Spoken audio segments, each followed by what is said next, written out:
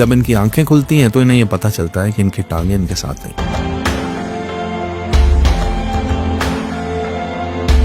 परेशानी होती है तो इस कमरे में आके रो लेता हूँ।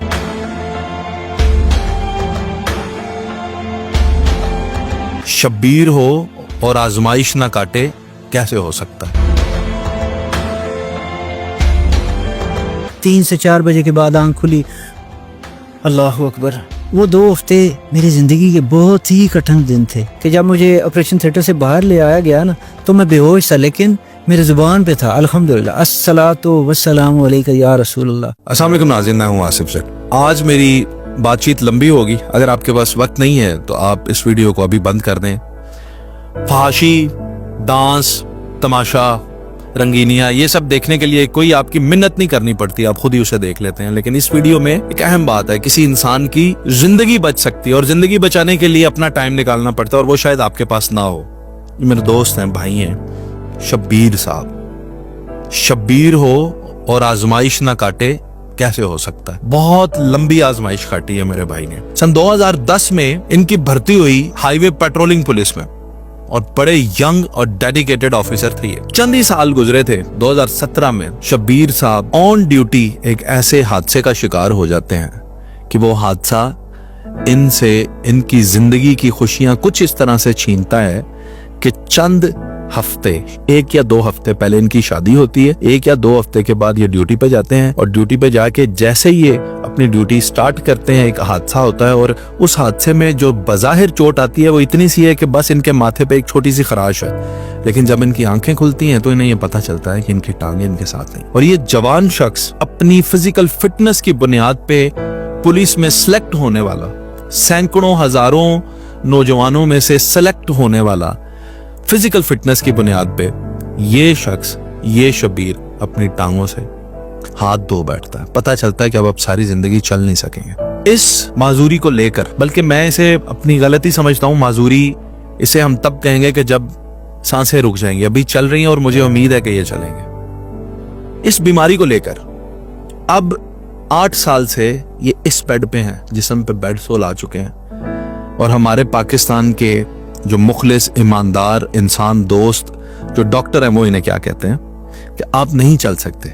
जबकि ये कहते हैं कि गाड़ी चल रही थी, मैं डॉक्टर साहब के पास जा रहा था, मुझे एक गाड़ी ने जब झटका लिया तो मुझे अपनी टांगों के अंदर करंट महसूस हुई, सुइयां चुभी।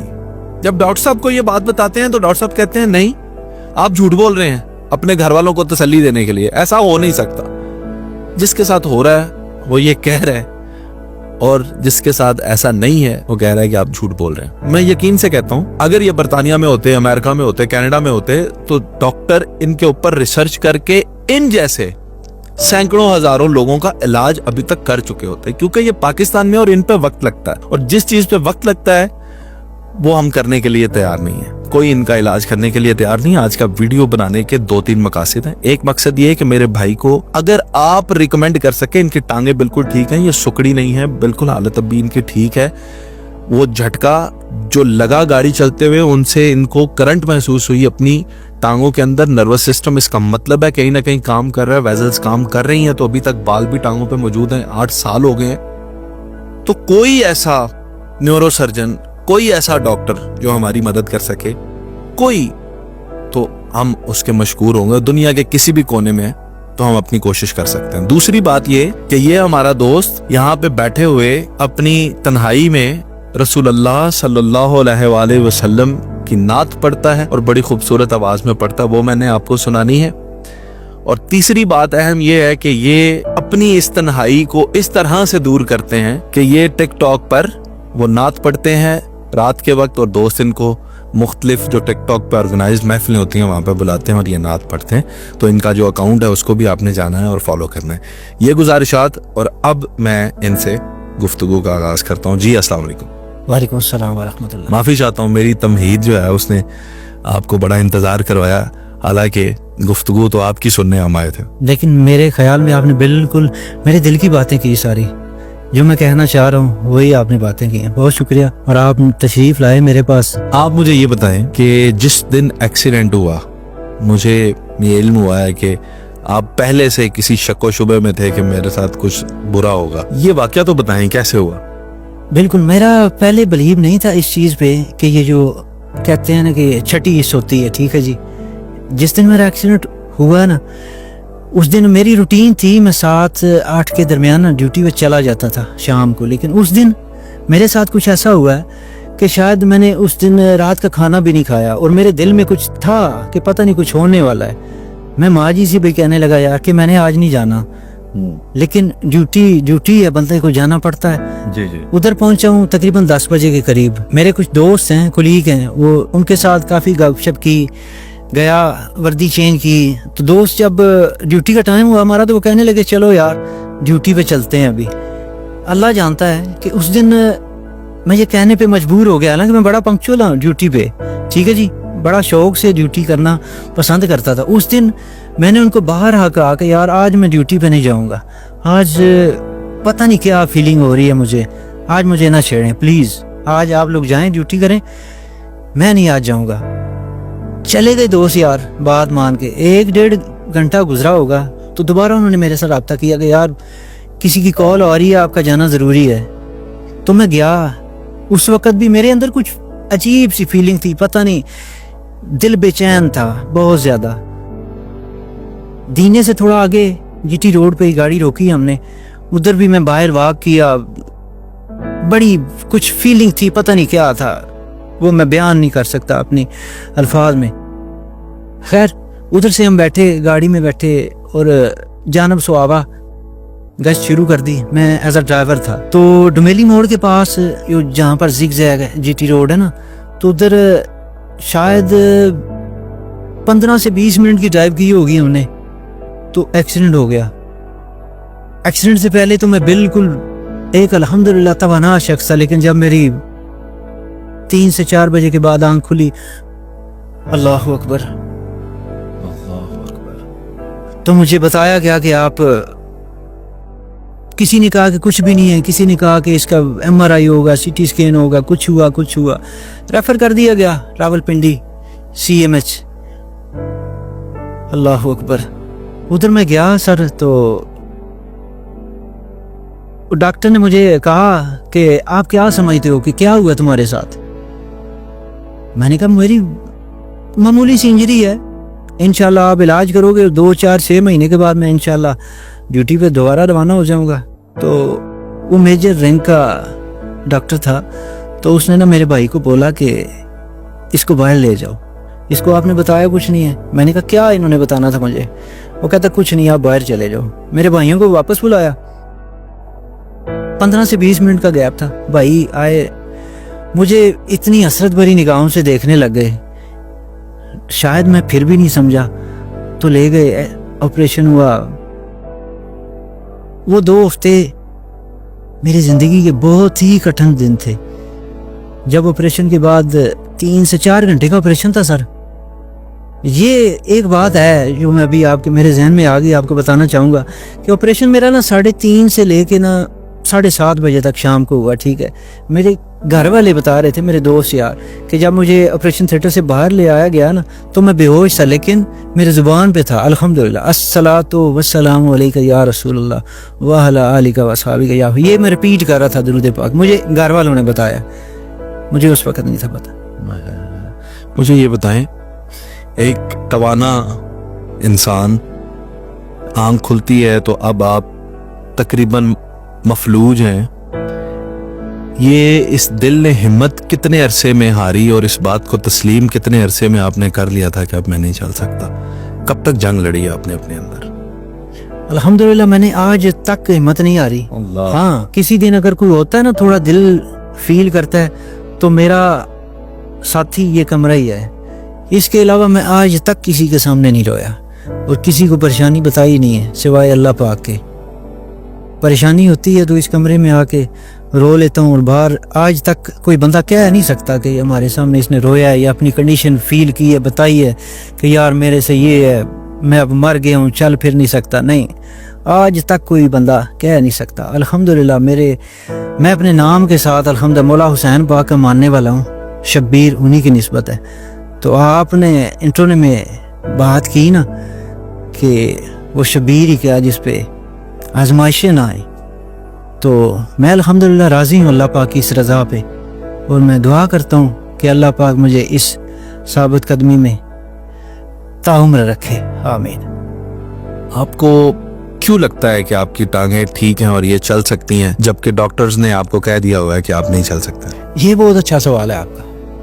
اس سوال کو میں لے کے تقریباً پنجاب کے سارے ڈاکٹروں کے پاس گیا ہوں. جس کو بتایا نا وہ کہتا ہے یہ جھوٹ بول رہا ہے. 2017 میں نا دسمبر میں کھاریاں کے اسپتال ہے, نام نہیں لوں گا, ادھر ڈاکٹر کے پاس ہے نا دوائی لے کے واپس آ رہا ہوں تو جی ٹی روڈ میں نا ایک جگہ گڈی, ہماری گاڑی ہے نا جو, وہ ایک گڈھے میں لگی ہے. ٹھیک ہے, میری کمر میں نا ادھر تکلیف ہوئی, کافی ساری تکلیف ہوئی. گھر آیا ہوں تو میری ٹانگوں میں نا تھوڑی کرنٹ پیدا ہوئی, جیسے سوئیاں وغیرہ چبھتی ہیں نا, فیل ہوا. میں نے بھائیوں کو بتایا, تھوڑے خوش ہوئے. نیکسٹ چکر جو ہم گئے نا ڈاکٹر کے پاس تو اس کو بتایا, میں نے کہا یار یہ فیلنگ ہے میری, کیا یہ بہتری کی طرف ہے؟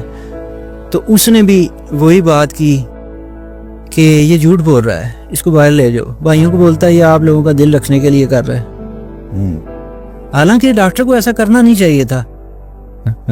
ڈاکٹر ہوتا تو ایسا نہ کرتا, شاید ڈاکٹر ہوتا تو ایسا نہ کرتا. یہ صحیح بات ہے, کیونکہ میرے سامنے ایک مثال ہے, ایک ڈاکٹر ہیں ڈاکٹر خالد جمیل صاحب, سیم یہی پرابلم ہے ان کی سر. ٹھیک ہے, وہ بندہ 100% تو نہیں لیکن 50% وہ ٹھیک ہے. اب وہ اپنے کافی سارے معاملات کر سکتا ہے. کیوں؟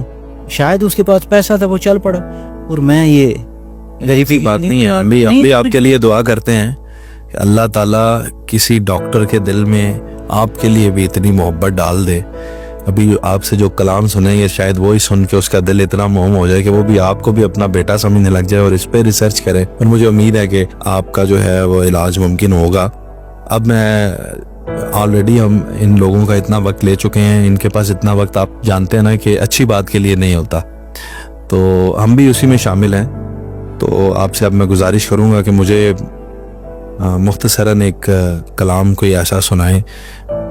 میں کوئی فرمائش نہیں کروں گا اور کچھ بھی نہیں آپ سے کہوں گا, بس مجھے وہ سنا دیں جو آپ کے دل کے قریب ہے, اور جو آپ کے دل کے قریب ہوگا وہی ہمارے دلوں پہ لگے گا انشاءاللہ تعالی. اکھیں سوہنے نوائے نی او جے تیرا گزر ہووے, اکھیں سوہنے نوائے نی او جے تیرا گزر ہووے, آکھی سوہنے نو آئے نی جے تیرا گزر ہووے, جے تیرا گزر ہووے, میں مر کے بھی نہیں مردا جے تیری نظر ہووے, میں مر کے بھی نہیں مردا سونیاں جے تیری نظر ہووے. اور دم دم نال ذکر کراں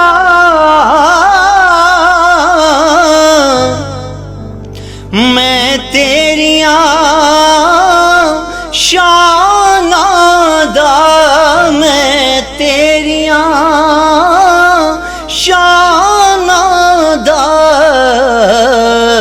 تیرے نام تو وار دیاں جنی میری عمر ہووے, تیرے نام تو وار دیاں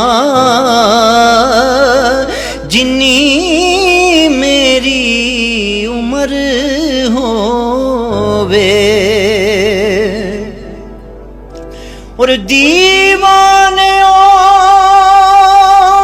بیٹھ رہو محفل نوں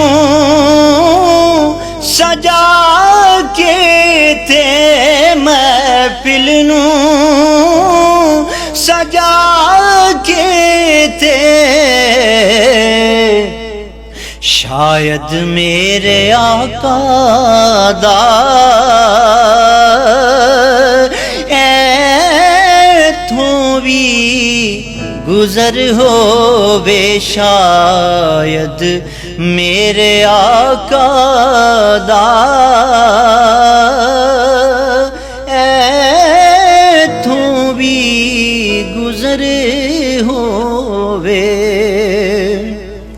سبحان اللہ جی، اللہ تعالیٰ آپ کو اس کا اجر بھی دے، اور سننے والے لوگوں سے درخواست یہی ہے کہ آپ جانتے ہیں آپ نے کیا کرنا ہے، اس میں اپنا حصہ ضروری نہیں ہے کہ اسی طرح سے ڈالا جا سکے کہ آپ تلاش کریں کسی ڈاکٹر کی یا کسی اور مد میں، لیکن آپ یہ ضرور کر سکتے ہیں کہ اسے شیئر کر دیں اپنے دوست احباب تک۔ ہو سکتا ہے کہ آپ جس کے ساتھ شیئر کر رہے ہیں، جس واٹس ایپ گروپ میں کر رہے ہیں، وہاں پہ کوئی قابل ڈاکٹر موجود ہوں۔ ان کی ٹک ٹاک کا جو اکاؤنٹ ہے، آئی ڈی ہے، وہ بھی ہم شیئر کر رہے ہیں اسکرین پہ، وہاں پہ بھی آپ انہیں جو ہے وہ ضرور سنیں جا کے اور سپورٹ کریں۔